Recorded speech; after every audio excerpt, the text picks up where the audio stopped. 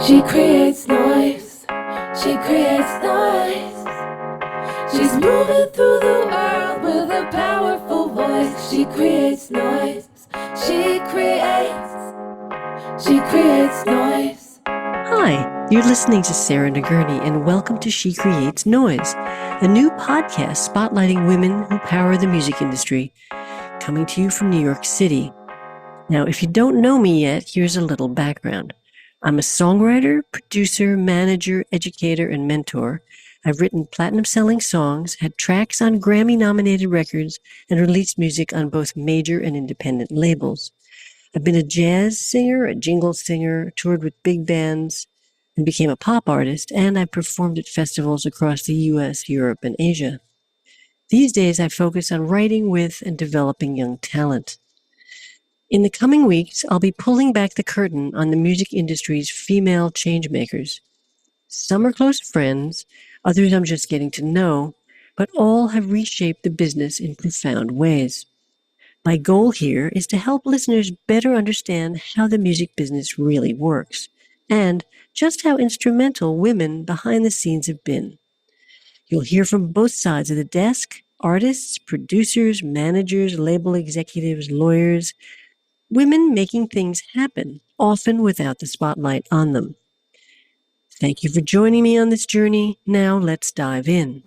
She creates noise. In celebration of Black History Month, She Creates Noise is honoring some of the incredible women of color who've joined us this season, including Karen Veazey, the previous episode, and today I'm excited to spotlight the work of Ebonie Smith. We've also had other wonderful women of color in the first season. Now, Ebonie is an award-winning producer, audio engineer, and creative leader whose story begins in Memphis, Tennessee, where church, community, and a deep musical lineage shaped her voice early on. Raised in a working-class household and surrounded by strong women, she carried that foundation first to New York City, which is where I got to know her, and eventually to LA, where she's become one of the most respected behind-the-scenes forces in music. Her credits are extraordinary: Hamilton, Janelle Monáe's Dirty Computer, Cardi B's Invasion of Privacy, and soundtracks for Dear Evan Hansen and Jagged Little Pill, along with Grammy-nominated work on My Black Country, featuring Allison Russell, Brianna Giddens, and Valerie June, who was a guest on the previous season. Whether she's producing, engineering, or working in the A&R level, Ebonie brings emotional depth, technical excellence, and a deep respect for the artist's voice. Beyond the studio, Ebonie is also a catalyst for real change. She's the founder and president of Gender Amplified and a senior leader within the Recording Academy, including having been the co-chair of the Producers and Engineers Wing. Her work continues to push the industry towards greater equity, access, and representation. In 2024, she delivered the AES show keynote, cementing her role as one of the leading voices shaping the future of audio and culture. I'm so thrilled to have her today. Please welcome Ebonie Smith. She creates noise. So it's lovely to have Ebonie Smith here today. Thank you so much for joining us. Yes, I'm glad to be here. Yeah, it's great. And I know we met a while back, and on Zoom, in fact, because I had a song camp and you kindly participated, and that was during COVID, actually. It's called Songs Across the Water. It was, I felt very impressed by everything you've done, and I'm so glad that you're here with us today. I just want to talk a little bit about, how you got here. Now, you grew up in Memphis, surrounded by the city's incredible musical legacy and a community of resilient women. How did that environment shape your identity as both an artist and a leader? Please tell us a bit about your journey. Well, absolutely. I'd first like to say thank you for having me. It's an honor to be a part of your podcast. Sure. In terms of my beginnings, I grew up in Memphis, Tennessee, and I guess my first musical inspirations were in church. So I grew up with three mothers: my mother, my great-grandmother, and my grandmother. And my great-grandmother was the person who introduced me to church. And as a Baptist church member, we spent a lot of time learning hymns, learning call and response. And I think that's where so much of my musical understanding was shaped. And from there, Obviously, Memphis is a major blues center, as well as an R&B center, hip hop. So that was really my next introduction to popular music. It's commercialized music, much of it from local artists and from artists who were very successful in the region. But then also a lot of music was being imported from New York and California, which were two major capitals for pop music, and as well as some records that were coming from Miami. Right. So were you able to do music in schools and when you were young? School was a major influence. Great. But I spent a lot of time playing basketball as a young person. So music was really silently a passion. It was not something that was in the frame at the time.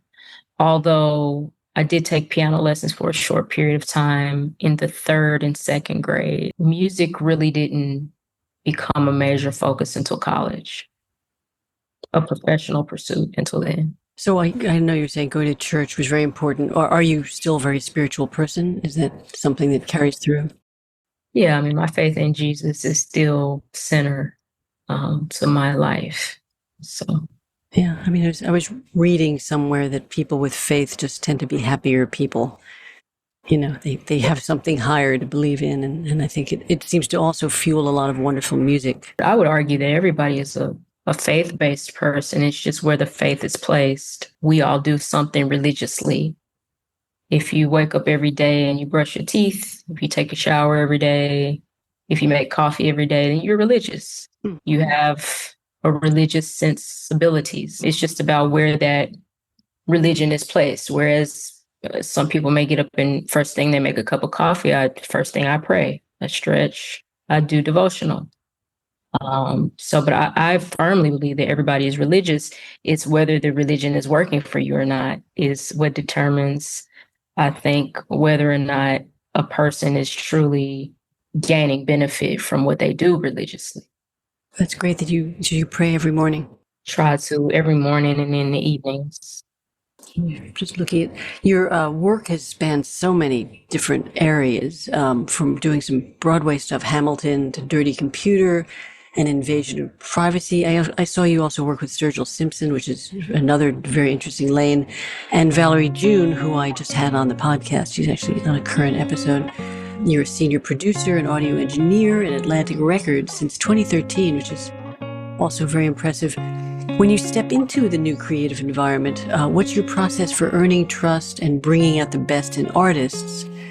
How do you sort of go into a room and just take over, like I know you do, like I'm sure you do, or actually speak to their voice, or encourage them to express their voice? Right. I was recently in a session with some artists, and I turned to them as the control room. Typically in a recording studios, often set up the same way. It's not a ton of creativity in terms of design, where there's typically a major console or some hub for computers and gear. And then there's a space in the back, usually with chairs or couches. And the hierarchy is designed through that aesthetic. And the engineer or the producer will sit by the technology, helming the process, and the artist will sit in the back. The songwriters will typically sit in the back. And one of the things that I did in this session, as I said to the artists, I turned to them as soon as we started working, and I said, just come up here. There's no hierarchy. Right. Come on, hang out. Yeah. Like, look at what I'm doing and ask whatever questions. We're collaboratively building this sonic world and experience. And it's important for you to see what I'm doing. It's not a mystery. And certainly the technology, I don't believe, is above any songwriter or artist.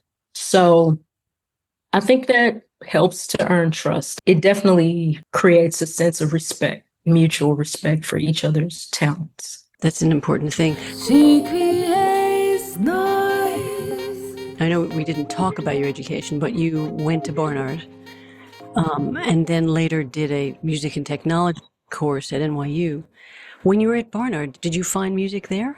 Was that kind of part of the journey, or? Absolutely. So I think that was really what kickstarted everything, because for the first time, I was away from home and really able to explore my musical interests with no intervention by my parents, who were pretty adamant about me being a doctor or a lawyer. This is what I've heard a lot. Yes, I had the same thing, yes. So you could go So do your thing because you weren't home, basically. yeah, I could do my thing. So I started exploring and taking classes. I took diatonic theory at Columbia University and chromatic theory. I started also doing some musical theater, and I started taking courses at the Columbia Computer Music Center, which taught me all about music production techniques and recording music techniques. I also had a campus job, I think, which gave me the best foundation any producer or engineer can have. And I was an audio tech and audiovisual specialist on campus. So I had the responsibility of managing, maintaining all the audiovisual equipment, moving it around campus, learning how it worked, how it functioned, using mixers, microphones, coiling cables. It was the best possible training. It sounds like a pivotal moment for you. That really was when you kind of like, hey, I think I want to do It this. was beginning, because it was the first time that audio and music converged. I had never seen those two things aligned. And there was a technological component to something that I already had such a passion for, which was music. And technology was also a great curiosity. And it was just kind of the only thing that could hold my attention. Before that, there were just things that I could just do and didn't have to think very much about. Like I could write very well. I think in some ways I took that for granted. I was good at public speaking. I took that kind of for granted. I was good at sports, kind of. But when music and tech came along, I really had to work for that. Like that, I don't know that a person just is great at producing records or is just like naturally great at tech or audio tech. I had to really work for that understanding. And so it held my attention. It was a challenge. Also, for a woman, it was very unusual, and for women of color, even more so, I would think. Did you find any conflict there, or would you just put your head towards it and that was it? Did you ever have to think twice? I think for me personally, I didn't think twice about it really. It was just something that I knew that I cared for and I liked to do.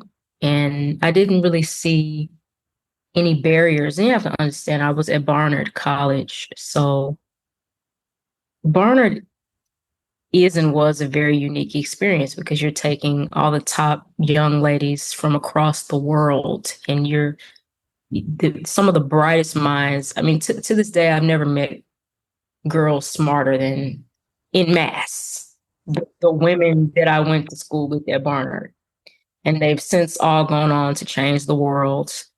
They've won Oscars and Grammys, they Nobel Peace Prizes. Like in mass, I'd never been around such smart women ever.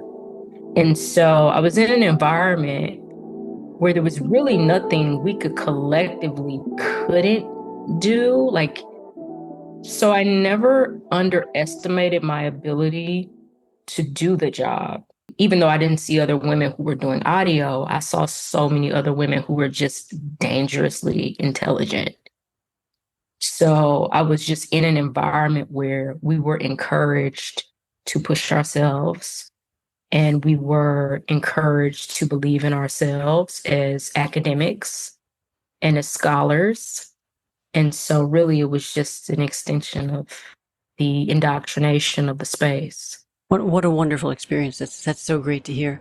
that you felt like there was nothing that could stop you. I mean, in the few years I've known you, I remember thinking, and you were in your 30s, mid 30s, I guess, when I met. I just Yeah. felt like I was in the company of someone much older and much more experienced. You just carry yourself with such clarity and strength. It was Thank you.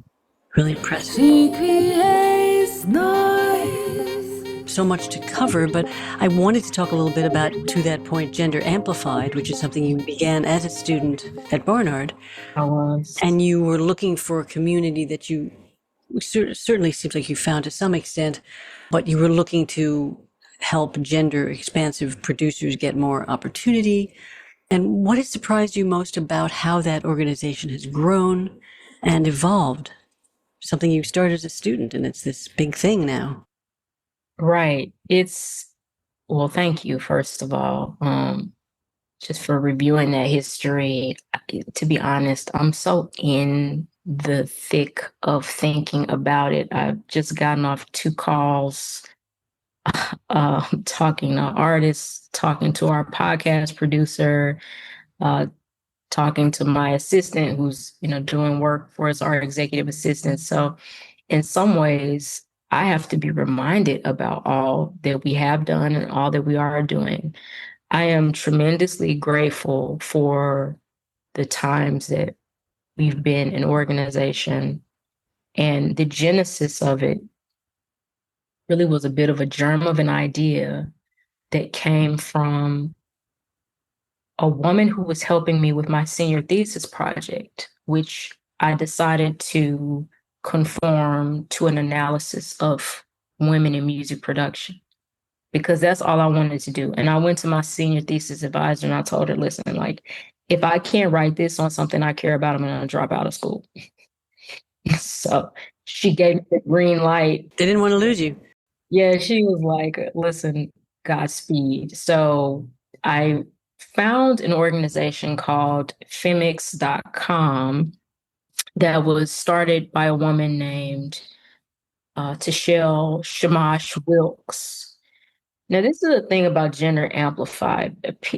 I think folks think that I started it from a place of lack or thinking about lack. And in some ways, there is some merit to that assumption, because I did write my thesis on women producers in hip hop, and there was a scarcity there. There was certainly a disparity, and that was addressed in my thesis. But I think it's important for people to understand that when I started my thesis research, I found a myriad of organizations, just like Gender Amplified, that were all over New York City, that were organized by women, that were doing incredible work.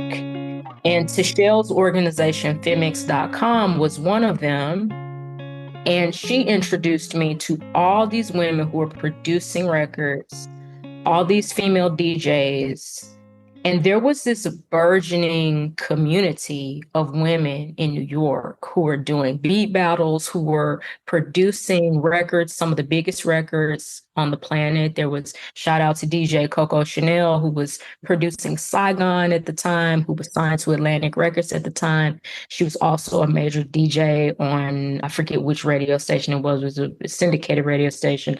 I mean, Tashelle introduced me to all these women, and there was this culture there already. It was a bit invisible. It was hidden. So it wasn't as known about, but it was there. It wasn't as known, but there were all these women producing. And in some ways, I wanted to be one of them. But I also just felt like it was a community that I should be contributing to. And Tashelle was actually the one who gave me the impulse. She challenged me directly. She said, you have resources at Columbia University that I don't have, and that certainly these other women don't have. And she said, you should do a conference. She was like, you should turn your senior thesis work into a conference. And if you do that, I will help you. Wow. And she kept her word. So you did a conference as a student? I did a conference, and this was April 14th, 2007. And it was so inspiring that it was from that I realized that there was something to Gender Amplified as a concept, but even more as a movement. And we've only seen the beginning of it. I mean, what I have a vision for is so much larger than anything we've accomplished today. She creates noise. I found out about it. I think it was an AIMP event in New York City. I'm going to guess around 8 years ago, something like that. Could it have been 10? 8-ish years ago. And I remember I went to another event of yours. It was the first time I ever saw Splice. It was probably early-ish days of Splice. Again, I'm guessing somewhere around 8 years ago. And I use Splice all the time now. Yeah. As a songwriter, it's really a great tool, but I'd never even heard of it. And I was like writing things down. I was like, wow, what is that? Yeah, you had all these women producers playing. This was not at the AMP event. It was another event later on. And then I used to get emails from you about job opportunities and all kinds of great information. Yeah, thank you. We've grown and we're still building out, our team. I try to tell people all the time, if you like to join us, please join us. We need so much, but we're growing very quickly and doing as much as we can to not only serve women and gender expansive producers, and that's great, but I think their stories, it's the highlighting of the stories for me that is the most significant contribution that we've made, and wanting to continue to highlight those stories of all of these women who are out there. There's like thousands, hundreds, I mean, so many. Like, this idea that they're not out there because they're not on the charts is insane. Like, to me, that's not really the conversation. That's not really the point. They may not be on the charts, but a lot of people aren't on the charts. It's not really, I think that has less to do with their value. So that's not a major barometer in your opinion. I mean, that is something the Annenberg study talks about, that, what the percentage is. It's 27-1, and that's, male producers to women producers in the top 100. Right. I think that is a very important metric, and it's something that should be studied because it shows us where the power is centralized. And I do think it matters to analyze where the power is in music, especially when it comes to rights ownership, equity, the commercialization of musical ideas, and who has the access to the power and the resources to disseminate messages in mass to the public and to society at large. Because music is not just, especially commercialized music, is not just entertainment, it's instructional. So what gets into the music essentially gives instruction to the population. It gives instruction to the populace. So it matters that there's diversity in terms of the curation, the making and the dissemination of musical products.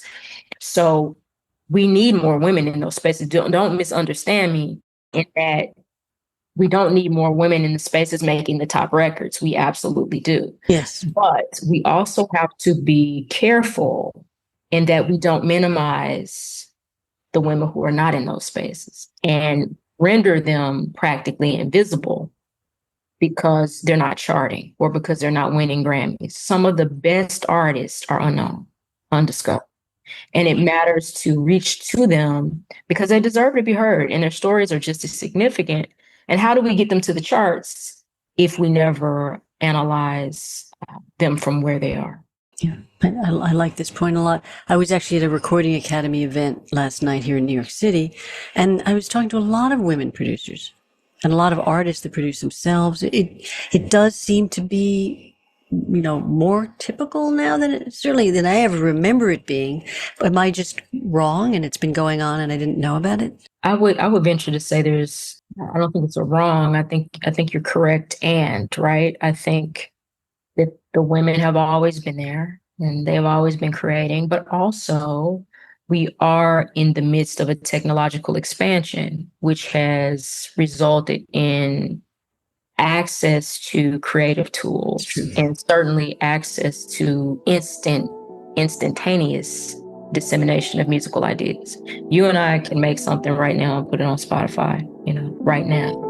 And that is something that has, I guess, been the case for not quite 20 years yet. So we're thinking about recording band or, whatever. It started out simply in Logic, etc. Those true, right? Yeah. So this is the first time I would venture to say in all of music history and certainly recorded music history, where people have been able to share to a massive community with very few barriers and roadblocks in their way. Good news, bad news, of course, because there is such a glut. Yeah, there's a lot of music going up on Spotify. And then the But AI glut, which is another thing.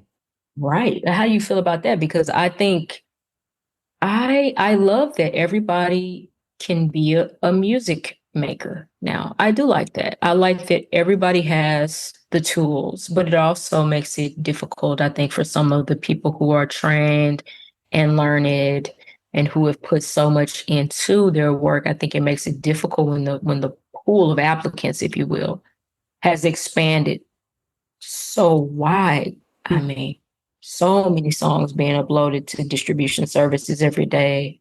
So many people making music every single day or generating it. I think it's wonderful, and I think it's also a problem. And I was talking to someone who's in the industry on the sort of DSP promotion world, and he was concerned about the flood of AI music because these large companies like TuneCore and CD Baby, et cetera, no fault of their own, they can't police everything that's coming in, and some of it is AI music, and it's definitely a concern for real creatives, I think. She creates noise. Right. I think I've seen some solution where they're saying AI music should have its own space. It should have its own services where it can be distributed, and human-made music should have its spaces. But the issue there is that so many humans are partially creating their music now with AI generative tools. Yeah. So it's a little complicated. I don't know. Large story. Yeah. I think we're just at a turning point. I think it's just about accepting that the technology is here, and the technology is undefeated. You know, once it's here, it's here. It's not going back in the bag, that's for sure. Back in the bag. Yeah, cat's out of the bag. You've taken on significant leadership roles at the Recording Academy. Though you recently left it, you had been the co-chair of the producer and engineers wing. From that vantage point, what did you see needs to be addressed? Right. It was such an esteemed privilege, and I want to give a thank you publicly to Tammy Hurt, who was a trustee and recommended me for that role. And it was really a great education. I think one of the biggest issues that plagues the music business at large currently is that it has not developed the technological platforms that underpin the success of its industry, right? So the technology corporations that have stepped up and solved a major problem for the music business, specifically a distribution problem, digital distribution problem that continues to be an issue for the music business. That industry that has solved that problem has actually, in solving the problem, added a burden to the business, which has been a burden that artists have primarily carried. And songwriters and producers, the folks who I like to think of at the beginning of the supply chain. The creatives are at the kind of like the rank and file of the music business, and they're responsible for the intellectual content, the intellectual ingenuity that goes into the product. And once it is productized, it is then disseminated by groups, conglomerates, individuals who do not have a stake in the same intellectual pursuit as the artist, but are thus responsible for managing the rights and the intellectual property. So sometimes there's a disconnect between those two groups of folks. So I personally think that because of that, artists should take on the labor of developing tech. I think that there's a middleman issue in the music business. As in major labels and publishers? Is that what you're pointing at? Anybody that's anybody in between artists and money. Let's put it like that. And that's even the distributors too. Yeah. Anybody in between artists and money who don't make music. I don't care who it is. Artists have to make the tech. And I really think that sounds like such an astronomical ask because I'm an artist. I don't want to make tech. I don't want to build a tech company. But I think it's really important for artists to take back art and the commerce that it generates.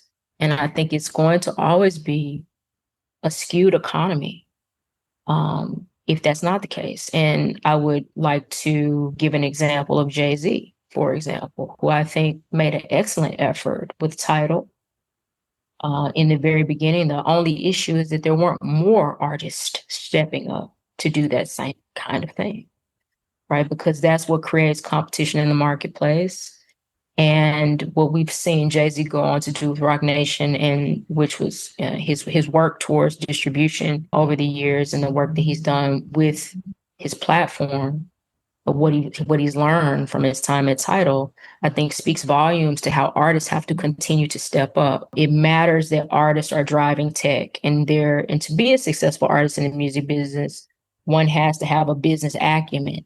And there are lots of really talented, very tech forward artists out there, like Jay-Z, like will.i.am, like Dr. Dre, who have to start stepping up and building technology platforms of their own so as to be equitable, proprietary, and useful, not just for this generation of creators and consumers, but for those who are to come. If I see any major issue, I think it's a conceptual one. It's a conceptual one that says the artists aren't technical and artists aren't business savvy, and artists have to take their intellectual content and pair it to some conglomerate or some other individual to see it flourish. And that to me is a problematic conception. And it is one that has been so pervasive among artists and just pervasive in the music business. Yeah, at this Recording Academy thing, we talked about it last night. It was an indie party.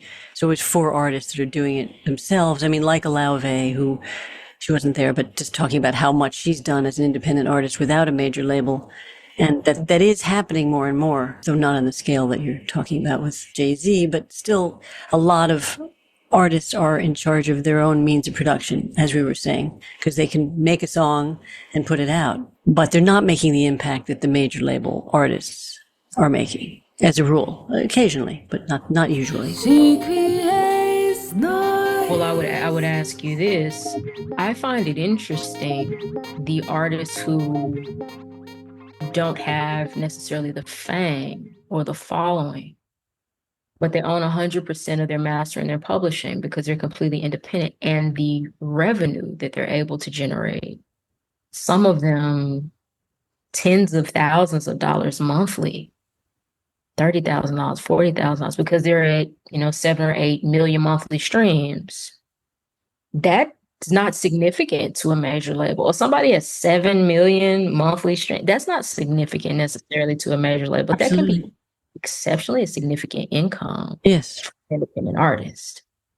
And so when you say who's doing better or worse, there are artists like Nick D, like La Russell, like Russ, who own 100% of master, 100% of publishing, who don't have to tour, who have built exceptional business infrastructure for themselves, and who own their audiences. It's not a label, putting their records on a playlist that actually has them generating income and listens. It's the marketplaces that they built up on platforms, whether it be YouTube, TikTok, X, Twitch, all of these platforms where these artists own the ecosystem. They have so much influence over their audience. That's what's driving strength. It's not playlist placements. It's not cosigns or even being associated with a major label. You have some independent artists that have a larger following online than some of the biggest record labels in the world. They have more followers. So who's really in control here? By numbers. And I think one of the wonderful things about social media is we actually get to see numbers. You really get to see engagement. You really get to see like the influence that independent artists have. And there are more and more tools being developed specifically for independent artists so that they can build their own businesses and build their own ecosystems. And I am saying simply that while they're doing that, they should be also thinking about building their own tech. Take your music off Spotify. I mean, if you're doing that well, you're doing that many monthly listens, take your music off Spotify, build your own app. There's a lot of reasons to do that, but we won't get into that right now. I just was thinking about how you had been the keynote speaker for AES in 2024, speaking to thousands of audio professionals. What did you want people to take away from that? Right. So that talk was on artificial intelligence and music generation, AI music curation. That was the fall of 2024, right at the beginning of the conversation around AI generated songs. It was slightly early days, I guess. There's not considerable listens. And I think what I wanted to do was quell quite a bit of the fear and worry among audio professionals who didn't quite understand the landscape and who were quite frightened around the disappearance of audio jobs. And I would say that there's a lot of merit in being concerned about audio jobs going away, because they will. But the jobs in audio will still exist, but they'll shift. They'll shift, right? So, like with any major new technologies. any major technology, the engineers will still be necessary, but they won't be operating how they have for the last 50 years. But that's been the case for a long time, right?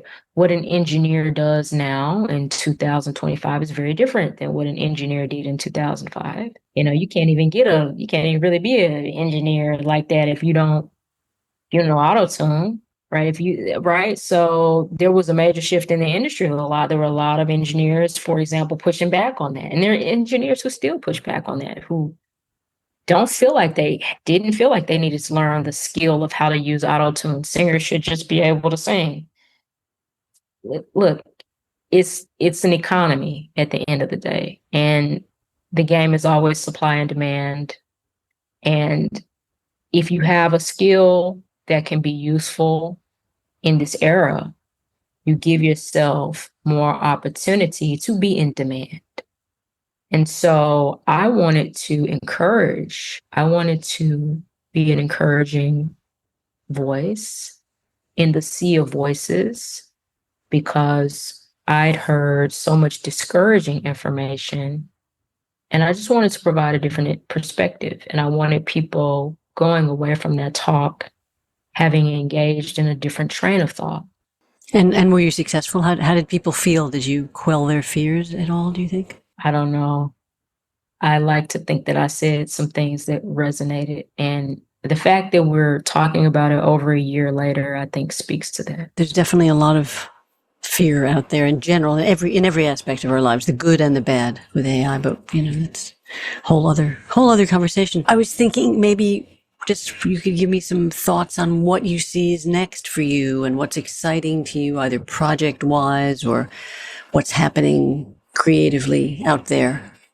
What kinds of things are you exploring? I'm finding a lot of excitement just with online tools and content creation, and I'm enjoying that aspect of things. I've been creating content for Gender Amplified, and started a new podcast, and I've been creating content for my own channels. And it's another lane that I'm embarking upon since I left Atlantic Records, and it's been very useful to me and very exciting and fun, time consuming. But I hope that content is in my future, and obviously continuing to make records. That's where my heart is, and a lot of piano, play piano as much as I can every day, and continuing to grow and study and grow as a musician. And, in a perfect world, get paid for those things. Gender Amplified is 100% in my future as well. We have a camp in New York and we have another camp in LA. So we're continuing to truck along with our ambitions, bringing women and gender expansive producers together in spaces that are optimized for their success. It's great. Well, it's an exciting future. I'm always interested in what you're going to do next. And I actually had someone who was in one of your last camps, Convict Julie. I think I wrote to you about her. I think she's awesomely talented. Well, it's been lovely to have you. Thank you so much for making time available. And I'm going to keep watching and listening and seeing what you're up to next. Thank you so much. It's been a pleasure. Thank you for having me. Thinking enough of me to bring me on the platform. God bless. Appreciate it. Thanks so much. She creates noise. I'd like to thank today's sponsor, Heard City, the premier audio post-production company servicing the advertising, motion picture, and television industries right here in NYC. I'd also like to thank Ann Tello, aka XO Ann, for singing the She Creates Noise theme that I wrote. Thanks for listening to She Creates Noise. If you enjoyed this episode, be sure to subscribe, rate, and share. I want to thank the team here, Blair Reinley, Yelena Stavanovich, Emily Wilson, and the Master of Engineering and Grammy-winning Cooper Anderson. We'll see you next time. She creates noise. She creates noise. She creates noise. We hear her voice. She creates noise.